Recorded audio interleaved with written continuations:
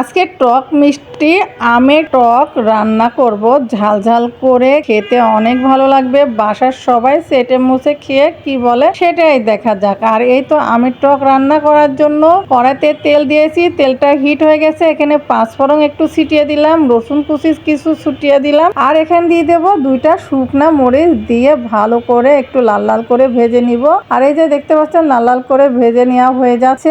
আর এখানে দিয়ে দেবো সামান্য একটু হলুদ গুঁড়া দিলে কালারটা অনেক সুন্দর আসবে আমের টকের। তো এখানে আমি হলুদ গুঁড়া দিয়ে দিচ্ছি, আর হলুদ গুঁড়া দিয়ে ভালো করে নেড়ে চেড়ে নিলাম। আর এখানে আমি পানি ব্যবহার করব, পানি দিয়ে সুন্দরভাবে কিন্তু একবারে কষিয়ে নেব। আর এই সাথে কিন্তু দিয়ে দিলাম একটু শুকনা মরিচের গুঁড়া, একটু ঝাল ঝাল করার জন্য, যেহেতু আমের টকটা ঝাল করে খাওয়ার জন্য। আর এখানে পানিটা দিয়ে দিলাম, এই পানির মধ্যে আমগুলি ছেড়ে দিব, দিয়ে আমগুলি সিদ্ধ করে নিব। আমগুলি সিদ্ধ হয়ে গেলে তখন চিনিটা দিয়ে সুন্দর করে নামিয়ে নিব। তো দেখতে পাচ্ছেন এই যে আমগুলি আমি ছুলে নিয়েছিলাম, আর আমগুলি দিয়ে দিলাম, দিয়ে এখন ভালো করে রান্না করে নিব।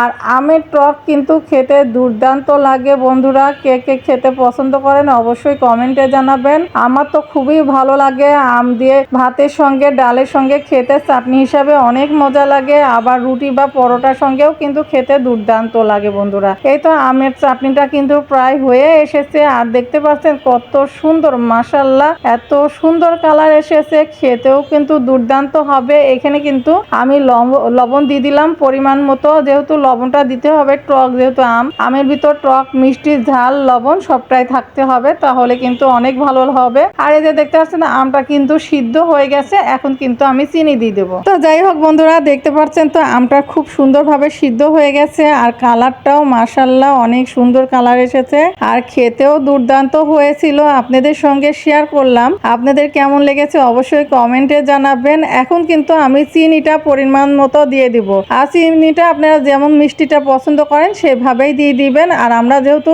টক মিষ্টি ঝাল দুইটাই থাকবে সেভাবেই রান্না করব। তো এখানে আমি 1 কাপ পরিমাণ মতো চিনি দিয়ে দিলাম, আরও 1 কাপ চিনি দিয়ে দিলাম, দিয়ে ভালো করে নেড়ে চেড়ে নিলাম। যেহেতু এই আমটা প্রচুর টক ছিল, একটু চিনিটা বেশি দিয়ে দিলাম, দিয়ে ভালো করে নেড়ে চেড়ে নিলাম। নেওয়ার পরে বলক উঠিয়ে নিব, তারপরে আপনাদেরকে পরিবেশন করে দেখাবো যে কেমন হয়েছে অবশ্যই কমেন্টে জানাবেন কিন্তু। আর যারা আমার ইউটিউব চ্যানেলটি এখনো পর্যন্ত সাবস্ক্রাইব করেনি অবশ্যই আমার ইউটিউব চ্যানেলটি সাবস্ক্রাইব করে দিবেন, আর ফেসবুক পেজটি অবশ্যই ফলো করে দিবেন। এই ফাঁকে কিন্তু আমি একটু চিনি চেখে দেখলাম, মিষ্টিটা কম হয়েছে, টকের পরিমাণটাই বেশি, তো আবারও চিনি দিয়ে দিলাম, দিয়ে ভালো করে নেড়ে চেড়ে নামিয়ে নিলাম। আর এই তো নামিয়ে নেওয়ার পরে দেখুন কত সুন্দর একটা কালার এসেছে, মাশাআল্লাহ দুর্দান্ত একটা কালার, খেতেও মাশাআল্লাহ অনেক মজা হয়েছিল। এটা কিন্তু রুটি বা ভাতের সঙ্গে খেতেও অনেক ভালো লাগে। আপনাদের ভালো লাগলে অবশ্যই কমেন্টে জানাবেন, আর অবশ্যই বাসায় ট্রাই করে দেখতে পারেন, অনেক ভালো লাগবে। এখনকার মতো বিদায় নিচ্ছে, আল্লাহ হাফেজ, আসসালামু আলাইকুম।